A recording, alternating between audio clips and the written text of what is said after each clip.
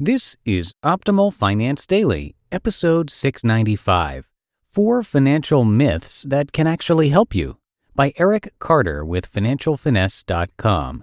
And I'm Dan, the guy who reads to you from some of the best blogs on personal finance. I'm here every weekday, including holidays.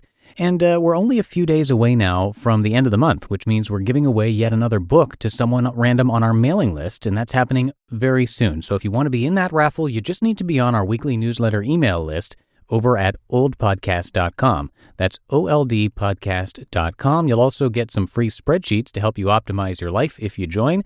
Again, that's all at oldpodcast.com, and it is all free. And before we get to our post today, most job boards overwhelm you with tons of the wrong resumes. Not smart. But ZipRecruiter finds the right people for you and actively invites them to apply. Smart. Try it for free at ziprecruiter.com/OFD. ZipRecruiter, the smartest way to hire.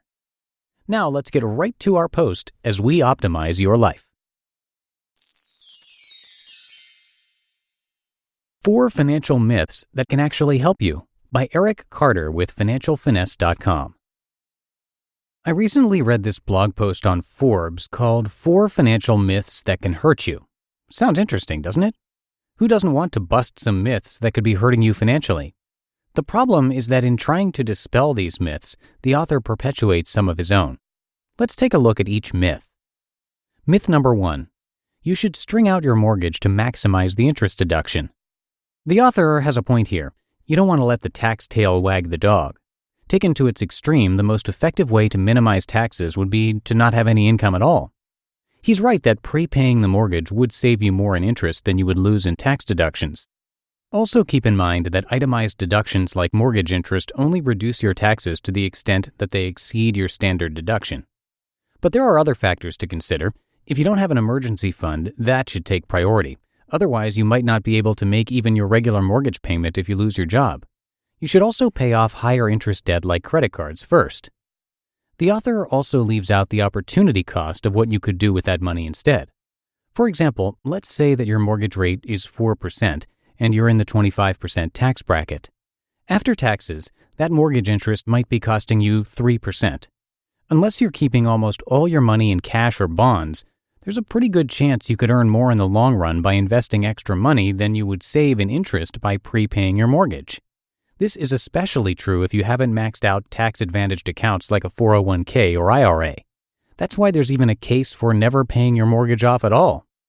Bottom line, yes, don't string out your mortgage to maximize the interest deduction, but don't necessarily prepay it either. Instead, consider stringing out your mortgage to make your dollars go further somewhere else. Myth number 2. You should always minimize your tax withholding. The author argues that tax withholding can be a good savings strategy since interest rates on savings accounts are so low anyway. There are several problems with this argument, though. First, that money might have gone to pay down high-interest debt, which could save quite a bit of money. Second, he forgets that one of the reasons to save is to have money in an emergency.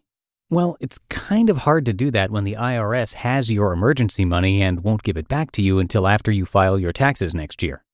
Third, if you don't need the money for emergencies, you can get the same convenience of having the money deducted from your paycheck while getting more bang for your buck by instead contributing it to your employer's retirement plan.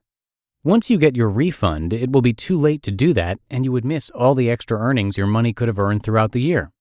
Bottom line, loaning your hard-earned money to Uncle Sam for free is still a bad idea in my book. Just don't go too far with it or you could end up owing penalties to the IRS for having too little withheld. You can use the calculator linked to in this post to determine your proper withholding and then make sure you put those extra dollars to good use. Myth number 3. Deferring taxes saves you money.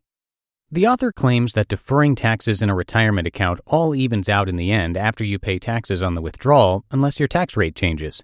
For that reason, he says that young people may be better off paying the taxes up front if they expect to be in a higher tax bracket in retirement. But even if you pay the same rate when you retire, which is doubtful when you consider that a lot of your retirement account withdrawals are likely to be taxed in the lower brackets, even if your marginal tax bracket is the same in retirement, you're still better off because the money that would have gone to taxes each year can instead stay invested and produce extra earnings. His point about young people may be true when it comes to a Roth account, which can grow tax-free, But otherwise, I doubt that people's tax rates will be so much higher in retirement as to make them worse off by deferring the taxes.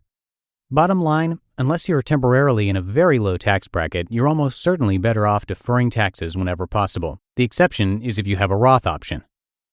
Myth number 4. It's easy to minimize credit card costs with 0% offers. I would agree if he was referring to the difficulty of qualifying for 0% balance transfer offers, especially for people with lots of credit card debt and low credit scores. Instead, he says that opening and closing credit card accounts can hurt your credit score and that you may have to pay balance transfer charges. First, opening a credit card account can actually help your score by decreasing your utilization. Second, who said anything about closing cards? You can always transfer the balance and then simply cut up the old card without closing the account. As for the balance transfer charge, a 3 to 4% fee seems pretty low relative to the double-digit interest rate you would otherwise be paying. He is right about one thing, though. The focus should be on actually paying down the balance rather than just transferring it. I just think lowering the interest rate, even temporarily, wouldn't hurt either. In fact, I've taken advantage of 0% balance transfer offers myself quite a bit over the years and actually made money from them. Bottom line, the less you can pay in interest on your debt, the better. Just don't forget that the best way to minimize that interest in the long run is to pay it off. There really are financial myths out there that can hurt people, though. Have you heard about other myths that you're not sure about? You just listened to the post titled 4 Financial Myths That Can Actually Help You by Erik Carter with financialfinesse.com. And thank you again to ZipRecruiter for sponsoring this episode. You know what's not smart? Letting your friends pick your karaoke song. But you know what is smart? Going to ZipRecruiter.com/OFD to hire the right person. ZipRecruiter doesn't depend on candidates finding you. It finds them for you.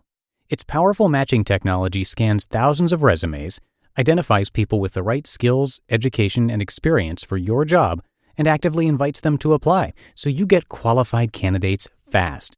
And that's why ZipRecruiter is rated number 1 by employers in the U.S. This rating comes from hiring sites on Trustpilot with over 1,000 reviews. And right now, my listeners can try ZipRecruiter for free at this exclusive web address, ZipRecruiter.com/OFD. That's ZipRecruiter.com/OFD. ZipRecruiter, the smartest way to hire. And a quick reminder that on Halloween, that night actually, we're going to be doing a book drawing for someone random on our mailing list. So now is a great time to join so you don't miss that.